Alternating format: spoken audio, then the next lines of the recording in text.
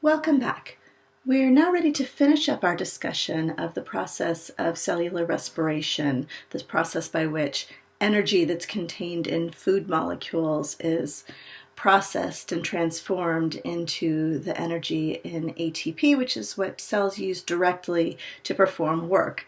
So we've seen so far how we make our way through this whole very simplified equation that you see here at the bottom of a glucose molecule combining with molecular oxygen, ultimately producing carbon dioxide, water, and energy. Some of that energy is used to produce ATP and some of it is lost as heat. And so now we can see that this very simplified version of the equation really represents a very complex pathway, and that these materials are kind of cobbled together at different stages of this whole process. So if we look at the two reactants, glucose comes in right at the beginning of this process going into glycolysis, but we don't see oxygen coming into the picture until this very last phase of oxidative phosphorylation. So this is a summary of a very complicated pathway. So let's look at where our reactants come from. So CO2, some of it come off during pyruvate processing. Remember when that 3-carbon chain is converted to a 2-carbon chain, giving off CO2 in the process. It's the 2-carbon chain that proceeds on to the citric acid cycle, where the rest of the carbon is processed into CO2 after a couple of turns through the cycle. So remember that this is a cycle that maintains this anywhere between 4 and 6 carbon chain that's going to be removing a couple of carbons as carbon dioxide in every turn of the cycle.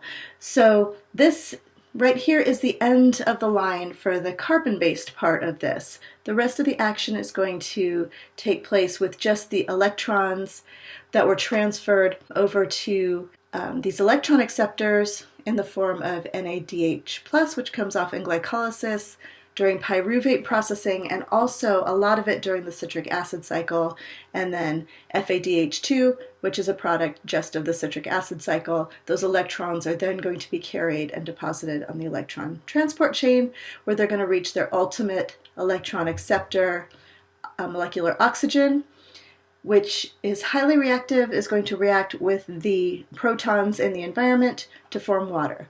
So if we think about where these atoms come from, these hydrogen atoms in water do not come directly from the glucose that went in. They were added on from their environment at the end. Okay, so the oxygen in water comes from the molecular oxygen. The water comes just at this last stage. If we think about the carbon dioxide that comes off, the carbons all come directly from the glucose that went in. The oxygens do not come from the molecular oxygen. They also come from these oxygens that you see in the glucose equation. They're going to come from that organic molecule that went into the process. So you can see that this summary is a synthesis of what goes in and what ultimately comes out. But these are all happening at various stages during a very complicated cycle. So we ended the last web lecture with this question about what happens if you don't have this oxygen at the end of the line to accept the electrons and finish this process. And the reason this is a really important question is, if you remember the slide from the last web lecture, we said that for about 500 million years there was no photosynthesis. The first photosynthetic organisms appear here and start synthesizing oxygen. You'll learn in much greater detail in the next unit that oxygen is a byproduct of photosynthesis, essentially a waste product from photosynthesis. But remember that oxygen is incredibly reactive. This is the strongest oxidizing agent there is. It's normally going to be reacting with things very quickly after it's generated, and so you're not going to get any real accumulation of oxygen, molecular oxygen, in the atmosphere unless large amounts of it are being synthesized continuously. They're going to react very quickly. So it's really not until much later, a little more than 2 billion years ago, that we start to get any significant accumulation of oxygen, molecular oxygen gas, in the atmosphere to make it available for these cellular respiration processes. there's all this life in between the beginning of life and the beginning of when aerobic respiration could have even started. There's got to be another way of harvesting this energy and generating ATP. So we're going to take a look this time about what do we do without oxygen. Most of the ATP is generated during this oxidative phosphorylation phase, which depends on this highly electronegative oxygen to pull those electrons down the transport chain. And oxygen is the most effective electron acceptor for a number of reasons. One is that it is the most highly electronegative atom. And there's a very large difference in the potential energy of electrons in NADH and the electrons in oxygen. Remember, there's that huge fall in free energy as you go from NADH or FADH2 down this electron transport chain, breaking that fall into a number of very small steps, but it's a large difference in energy. So that's a lot of energy that can be harvested by going to oxygen as your final electron acceptor. And because there's all of this energy difference, it's going to provide a lot of energy to create this proton motive force through the creation of the electrochemical gradient by pumping protons into that intramembrane space. So this is a much better way to generate ATP. You get a lot more ATP out of it, and that we see that aerobic organisms grow and reproduce faster, so this is a much better way to get energy than doing it without oxygen. So without oxygen, this electron transport chain will cease to operate. We'll look a little bit more about why that is a little bit later. So when that electron transport chain ceases to operate, glycolysis is going to couple with anaerobic respiration or fermentation to produce ATP. So first let's take a look at the difference between aerobic versus anaerobic respiration.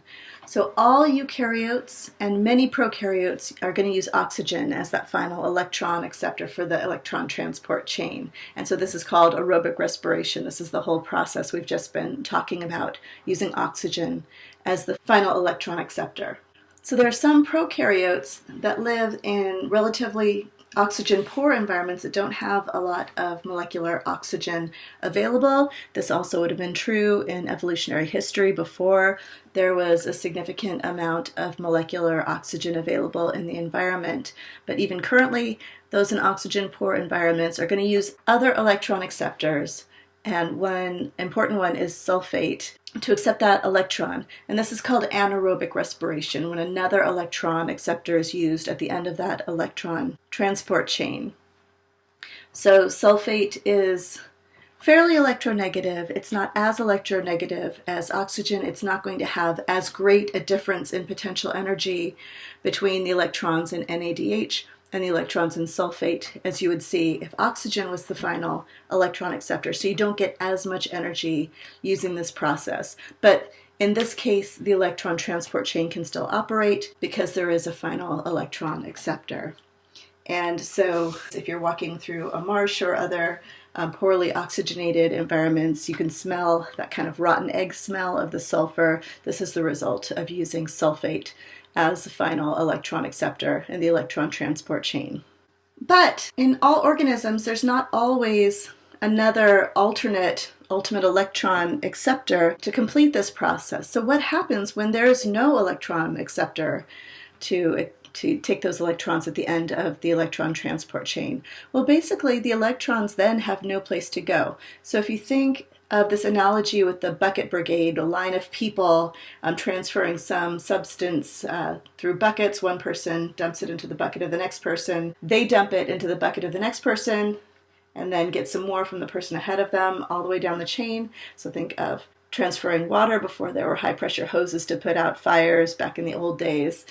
If the last person in the line is going to suddenly stop throwing their bucket of water on the fire and they're going to keep their bucket full, then the person in front of them has nowhere to put their bucket of water. The last guy's bucket is already full, so the guy before him can't empty his bucket into the bucket ahead of him, and so on down the line. The whole thing just stops if the last person in the line doesn't throw his bucket of water on the fire.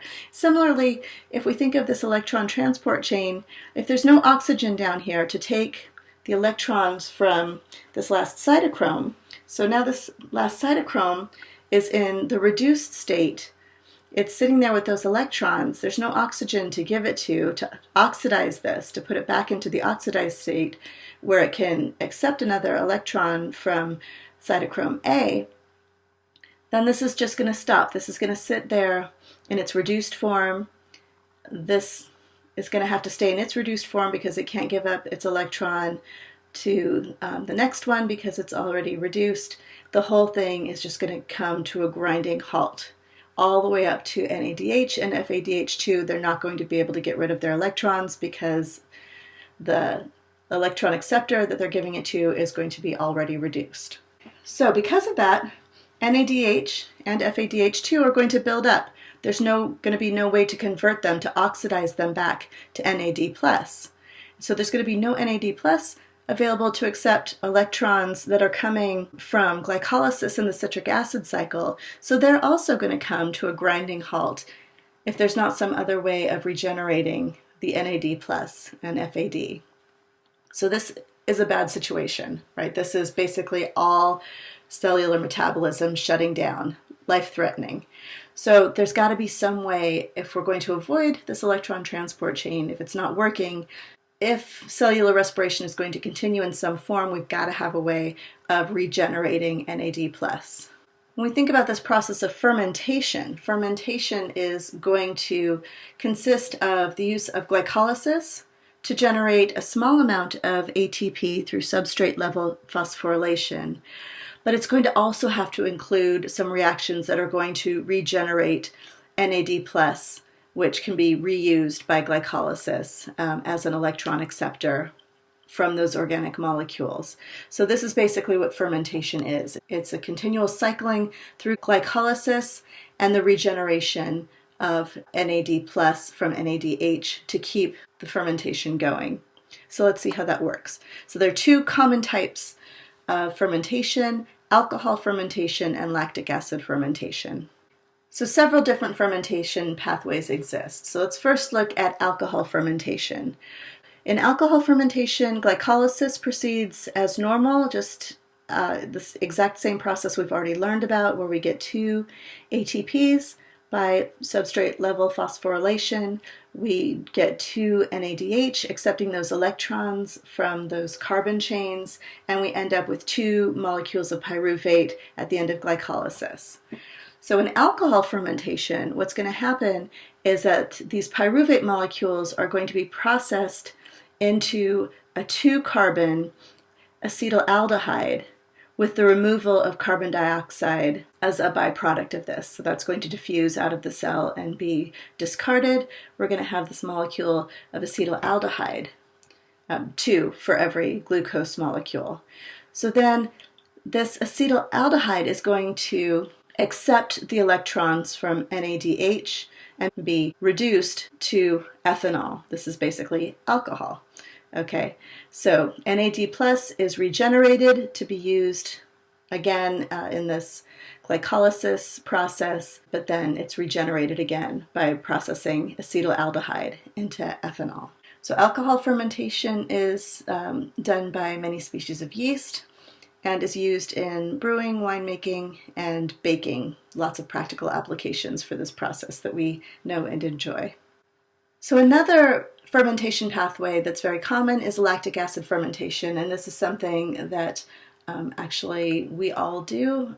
All vertebrates can use this pathway in situations when you're exercising really hard and your muscle cells can't get oxygen fast enough. You're still taking in oxygen, obviously you're still breathing, but the demand for energy from your cells is outpacing your ability to provide oxygen.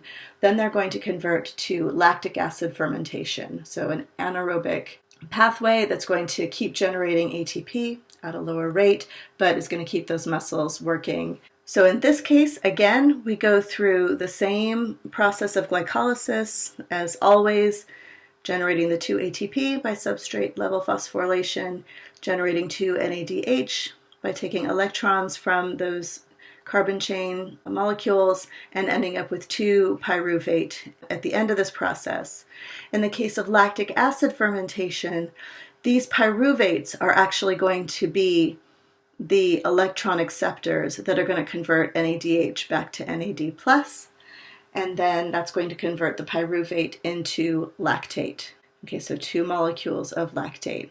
So in the case of lactic acid fermentation, this can be reversed ultimately when you start to what we call repay that oxygen debt, when you've stopped exercising and the demand from your muscles is lower and you're able to get in even more oxygen than you need for the level of activity that you're doing at the moment. As they get more oxygen, lactate is then converted back into pyruvate, which is going to proceed through the rest of the pyruvate processing, citric acid cycle, and oxidative phosphorylation to gain all of that ATP back and repay that oxygen debt. Lactic acid fermentation in other species is also used in food making by humans, so some of it is used to make cheese and yogurt. And there are other pathways that we're not going to go into detail on, but when you hear about things like fermented foods, such as soy sauce, tofu, we talked about yogurt and cheese using lactic acid fermentation. These are all organisms that go through these fermentation pathways to convert glucose into other substances.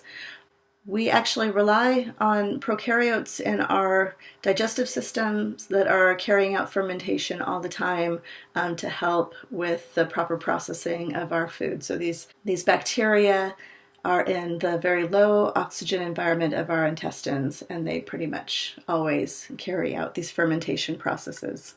So now let's compare and contrast fermentation with cellular respiration. So as you may have gathered, fermentation is much less efficient than cellular respiration. When you get to the end of this process where you have a 2 or 3 carbon chain still, there's still a lot of energy contained in those carbon-hydrogen bonds that don't end up getting converted to carbon dioxide. And so you're basically leaving a lot of energy on the table when you don't process those carbon chains all the way down to CO2. You also get a lot less ATP output, so 2 ATP per glucose compared with about 29 or so-ish ATP per glucose in cellular respiration. So you're getting a lot less net energy gain. And the processes have different mechanisms for oxidizing NADH to NAD+. So in fermentation, an organic molecule such as pyruvate or acetaldehyde is going to act as the final electron acceptor, whereas in cellular respiration, electrons are going to be transferred to that electron transport chain. In aerobic respiration, the final electron acceptor is going to be oxygen. So there's some organisms that only use these anaerobic processes for cellular respiration. We call these obligate anaerobes. So these obligate anaerobes carry out fermentation or anaerobic respiration exclusively and actually cannot survive in the presence of oxygen. As I mentioned before, oxygen is extremely reactive. It's a very powerful oxidizer, and those organisms that do use oxygen have had to adapt to be able to resist the strong oxidizing strength of oxygen to be able to do this aerobic respiration safely. Yeast and many bacteria are what we call facultative anaerobes. They can do either one, either aerobic or anaerobic cellular respiration. And they can survive either using fermentation or cellular respiration depending on their current environment. So in a facultative anaerobe, this pyruvate production is a fork in the metabolic road that leads to one of 2 alternate catabolic routes. And so once you've gone through glycolysis, so in these facultative anaerobes, the kind of default is for that pyruvate to continue on into pyruvate processing, citric acid cycle, and oxidative phosphorylation. This is going to be what they're just going to do when there's oxygen present, because there's this strong pull from the highly electronegative oxygen to go down to this very lowest energy state for those electrons. So they're going to, by default, transfer those NADH electrons into the electron transport chain. If oxygen is not present, then they're going to go this other route into fermentation as a last-ditch effort to keep their cellular respiration going. So that pyruvate is either going to be converted to acetaldehyde, and that will be the electron acceptor that's going to convert NADH back to NAD+, or the pyruvate itself will accept that electron, depending on whether it's alcohol or lactic acid fermentation, to keep this glycolysis cycle going and keep producing at least a little bit of ATP to keep the organism alive. So now let's think back again to the timeline of this in evolutionary history. So remember that glycolysis has to have preceded aerobic respiration because there just wasn't any molecular oxygen available to be that final proton acceptor. So glycolysis has got to be a very, very ancient process. It's common to all of these cellular respiration pathways that we've talked to. So early prokaryotes likely used glycolysis to produce ATP long before there were significant amounts of molecular oxygen in the atmosphere. And because this part of the process, glycolysis, is used in both cellular respiration and fermentation, it's common to all metabolic pathways for almost all organisms that exist on Earth now. So this is probably the earliest form of cellular respiration. This pathway occurs in the cytosol, so it very easily could have preceded the origin of eukaryotes because it doesn't require those membrane-bound organelles that only eukaryotes have. So because of that, it's plausible that this was one of the original metabolic pathways that occurred in evolutionary history. And as the final concept in this chapter, I want to think again about how glycolysis and the citric acid cycle connect to other metabolic pathways. So I alluded to this very early on in the very first web lecture. We're going to come back around now that we know this whole pathway and think again about the connections between all these metabolic pathways. So glycolysis and the citric acid cycle are the major intersections to various catabolic and anabolic pathways. Catabolic pathways funnel electrons from many different kinds of organic molecules into cellular respiration.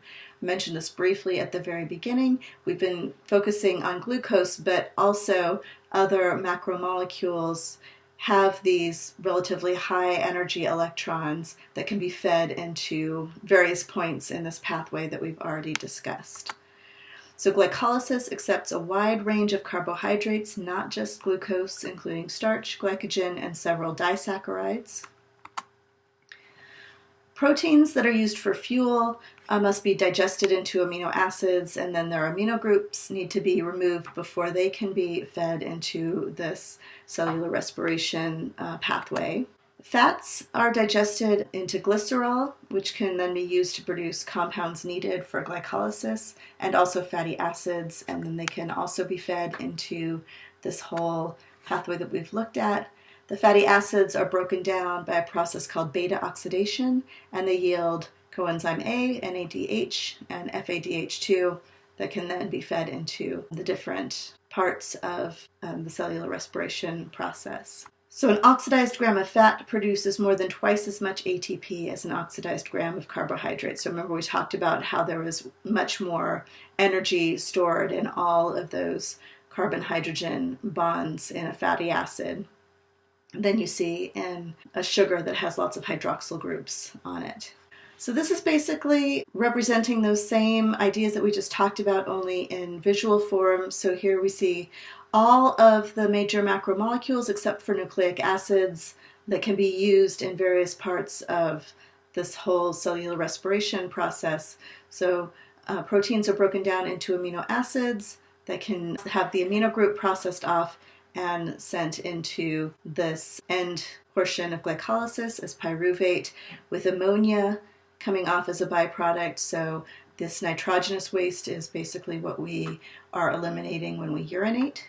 Carbohydrates, various kinds of sugars, disaccharides, starches can be broken down and fed into this process of glycolysis, depending on how they are processed, either broken down into glucose and going directly into this process, or entering the process at various stages of glycolysis as intermediates. Fats can be processed into some of the intermediates in glycolysis, so glycerol can be processed into glyceraldehyde 3-phosphate and come in as an intermediate in glycolysis.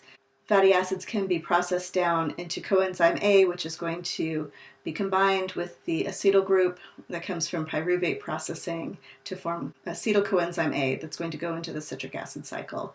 So we can see that all of these macromolecules are part of this process, not just glucose. And then I also wanted to remind you of this figure that I showed again early on and had you look at in just general form to get the idea of the tight relationship between these catabolic pathways and the anabolic pathways that build up and synthesize macromolecules. So now that we know a little bit more about this, we can look at it in a little bit more detail. So carbohydrates such as sugars can go into glycolysis as glucose, but also these glucose molecules can be reprocessed back into glycogen or starch for storage or for other of the functions that we learned about for carbohydrates. Fats and phospholipids, as we just saw, get broken down into glycerol and fatty acids to participate in this catabolic pathway, but then also we end up getting substrates for nucleotide synthesis, from byproducts from glycolysis, from intermediates from glycolysis, and then these fatty acids, if they're not being used for coenzyme A, can be processed back into fatty acids from the coenzyme A in excess to form phospholipids and fats. And then the proteins, the amino acids that don't end up going into becoming pyruvate or going into the citric acid cycle, those amino acids can be used to form new proteins, and the byproducts from the citric acid cycle can also be substrates to construct the amino acids themselves. So the body uses these small molecules from food to build macromolecules such as proteins. These small molecules can come directly from the food, so they can just be broken down and harvested right away, or they can be intermediates or byproducts from glycolysis or from the citric acid cycle. And now I want to just step back and look at the big picture of everything we've done in this chapter in preparation for stepping back and looking at the next chunk of information about photosynthesis. This is a concept map of basically everything that we've done so far in this chapter. A good idea as you're studying this and learning it is to take each and every one of these arrows that connect two different ideas together and write a little bit about what the relationship is between the ideas in the two boxes that are connected. Remember that cellular respiration or fermentation begins. In the simplified version, we've been using a glucose molecule that's going to undergo glycolysis. So glycolysis is going to result in those two pyruvate molecules, and that is this fork in the road that determines whether the pyruvate is going to continue on into aerobic metabolism, aerobic respiration in the presence of oxygen. So when there's no final electron acceptor available, the pyruvate is going to come into this process of glycolysis, which is going to generate molecules of NADH and also a couple of ATP by substrate level phosphorylation. That NADH is going to be regenerated back into NAD+, and the substances and waste product are going to vary among species depending on what form of fermentation they use. And this regeneration of NAD+ is going to allow the continuation of glycolysis and the continued generation of ATP. When oxygen is available, the pyruvate is going to continue on into pyruvate processing, producing carbon dioxide. And this process is going to occur within the mitochondria, so the pyruvate is what's going to move into the mitochondria to undergo pyruvate processing. And it's also going to result in some NADH. So NADH and CO2 are going to be the two main products of pyruvate processing. And the pyruvate is going to be transformed into acetyl coenzyme A. That's going to then go into the citric acid cycle. So in the citric acid cycle, the rest of the carbons from the original glucose molecule are converted into CO2, and electrons are going to be transferred to FADH2 and NADH.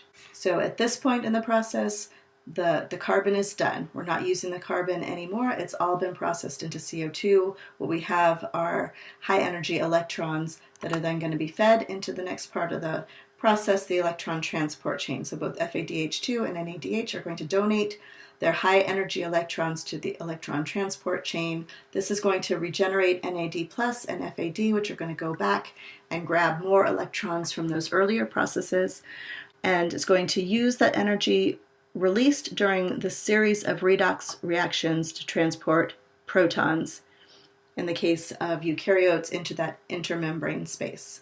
It's going to end with a final electron acceptor, which is usually oxygen, that is going to combine with protons to form H2O. Then there's the process of chemiosmosis, which is going to use that proton gradient to drive the synthesis of ATP. So this is going to yield lots of ATP, which is then going to be used in phosphorylation of enzymes and substrates to raise their potential energy. It's going to drive energetic coupling. Reactions that were endergonic with unphosphorylated substrates or enzymes become exergonic with phosphorylated substrates or enzymes. And this is going to ultimately enable cellular work, all the things that cells do: pumping ions, synthesizing molecules, moving cargo, and sending and receiving signals. So this is how we get to that end product of the work that cells need to do. In the next chapter, we're going to take a step back and see how we end up with this glucose and oxygen that are so important to this whole process. So this is going to be a later evolutionary step that's going to allow this process of aerobic metabolism using oxygen that's been released by these photosynthetic organisms over millions of years.